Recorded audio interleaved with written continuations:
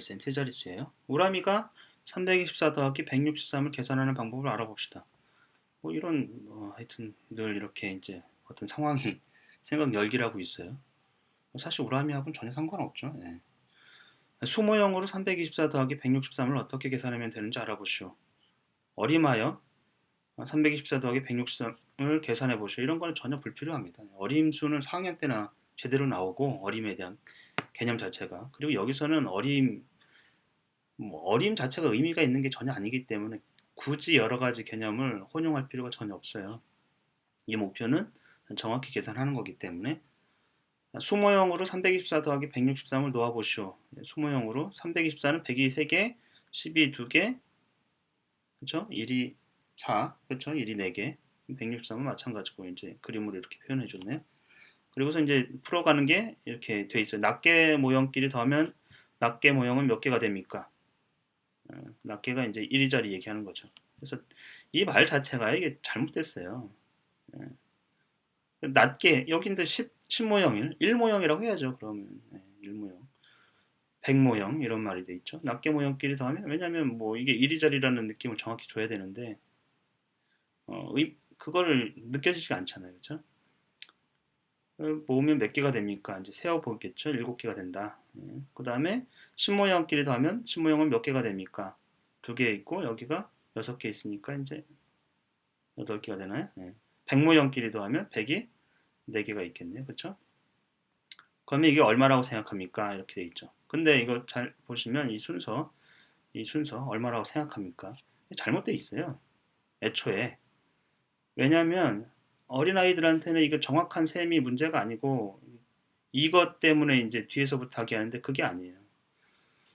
324와 164는 모형으로 뿐만이 아니고 이 수 자체로 분해해가지고 이게 324는 300 더하기 20 더하기 4 명확히 얘기해 줘야 돼요. 163은 100 그렇죠? 더하기 60 더하기 3 이런 방식으로 해줘야 돼요.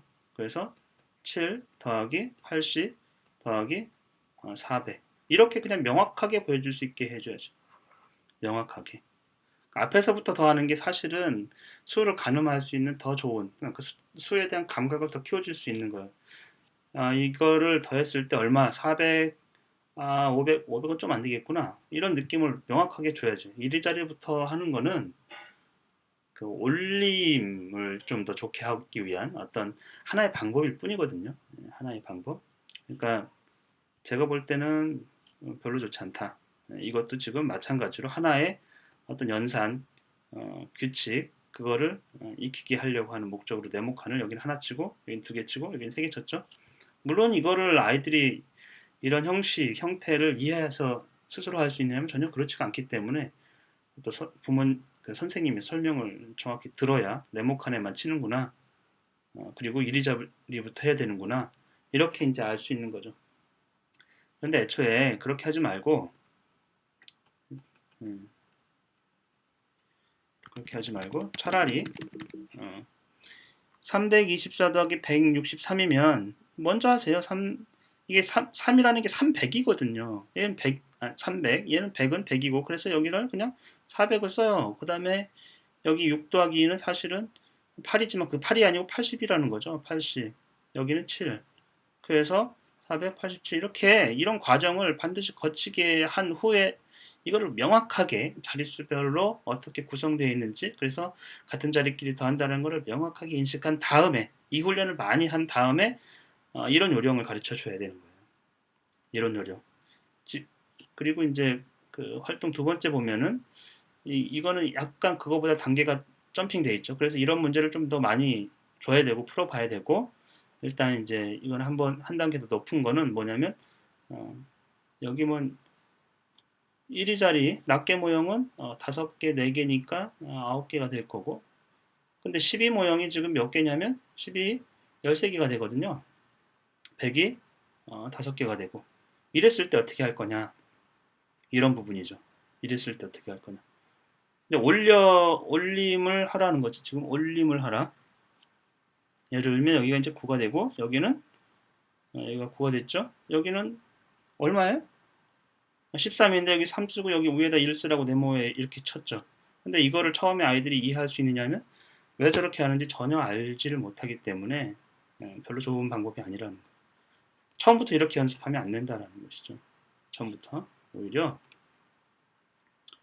이렇게 돼 있으면 2와 3은 이게 100이 자리잖아요. 200 더하기 300이니까 이제 500을 칠하게 하고 여기는 60 더하기 70이죠. 얼마예요? 그러면 100, 130이죠. 130을 쓰게 하는 거죠. 130 당연히 이렇게. 그 다음에 5 더하기 4는 이제 9. 이렇게 해서 9, 3. 네. 이렇게 먼저 이 연습을 많이 하게 하고 그 다음에 나서 이 두 번째로 가게 해줘야 되는 것이죠. 두 번째로. 물론 이 자체도 더 좋은 거는 200 더하기 60 더하기 5 그거하고 300 더하기 70 더하기 4 이렇게 두 개를 더했을 때 여기에서 더한 것이 100의 자리로 올라가는 그 느낌을 충분히 가진 상태 그것이 충분히 연습된 후에 이제 이 자릿수를 우리가 이런 방식으로 간단하게 더 표현해 보자. 이렇게 해야 개념이 견고해지고 그 자기가 연산을 하더라도 그 의미를 제대로 알고 하는 것이죠. 그냥 기계적으로 위에 올려주고 이런 게 아니라는 거예요.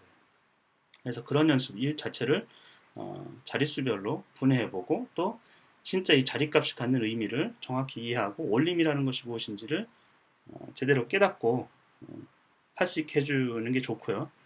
그 다음에 이 정도 세 자릿수나 네 자릿수는 돈 있잖아요.